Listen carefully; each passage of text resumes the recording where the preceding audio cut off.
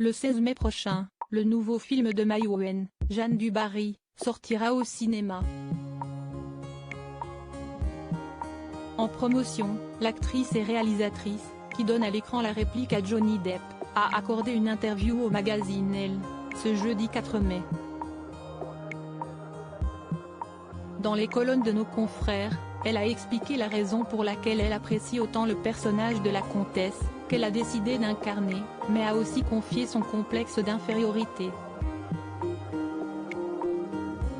En évoquant les points communs qu'il y a entre le film et elle, Maïwenn est revenue sur l'ancienne histoire d'amour qu'elle a vécue avec Luc Besson, son premier mari, qui lui a donné une fille alors qu'elle n'était encore qu'une adolescente. Ce n'est pas un secret, étant plus jeune, j'ai été avec un homme de pouvoir, plus âgé, a-t-elle commencé, en se remémorant les critiques qu'elle a dû essuyer à cette période de sa vie. Comme j'étais une fille d'une classe sociale plus modeste que la sienne, on sous-entendait que je n'étais là que par intérêt, et qu'il n'était là que pour mon physique ou mon jeune âge, et j'ai très mal vécu qu'on décrive notre relation ainsi. Maïwenn a également expliqué, avec regret, que plus tard, elle a entendu dire qu'elle avait réussi à faire des films grâce à lui, un cinéaste installé dans le 7e art, qui avait fait carrière à l'international.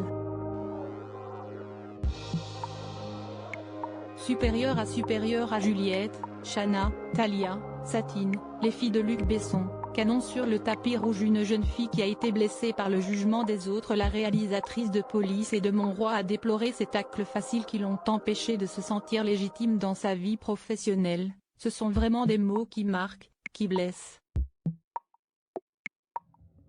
Quoi qu'on fasse, on est ramené, résumé à des clichés et des raccourcis qu'on se coltine pendant des années.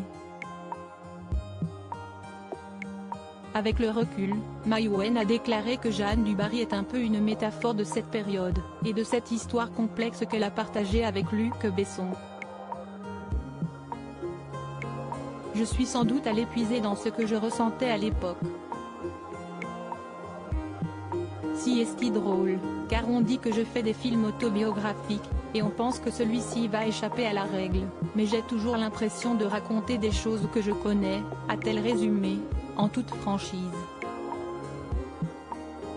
Article écrit avec la collaboration de 6 médias Crédit Photo, Randolph Bowen.